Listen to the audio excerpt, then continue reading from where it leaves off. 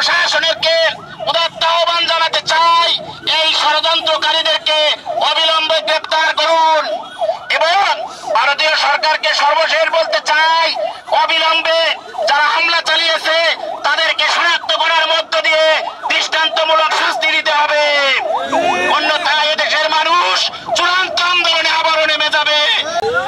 আমি গুজরাটের কসাই নরেন্দ্র মোদীকে বলতে চাই, আমাদেরকে যদি এভাবে রাজপথে বারবার নামতে বাধ্য করেন, আপনাকে আমরা স্পষ্ট ভাষায় বলতে চাই, আমরা শুধু রাজপথে নেমে ক্ষান্ত হব না,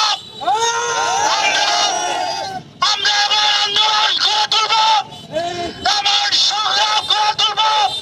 আপনারা আমাদেরকে হুঁশিয়ার দেন, আপনারা আমাদের কাছে খুলনা চান, কুমিল্লা চান, চট্টগ্রাম চান, স্পষ্ট ভাষায় বলে দিতে চাই, আমরা আপনাদের কাছে কলকাতা নাকে খত দিয়ে বুঝিয়ে দিব।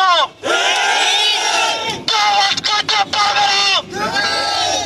সরকার করে দিতে চাই, ভারতের মধ্যে মুসলমানদের উপর অগ্রসর বন্ধ করুন, মুসলমানদেরকে শান্তিতে থাকতে দেন, বাংলাদেশের উপর সকল চক্ষুকে উঠিয়ে দিন।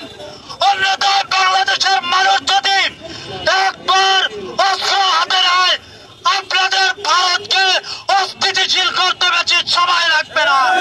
এই মোদী সরকারের জান্তারা গতকাল আগরতলার উপ হাই কমিশনে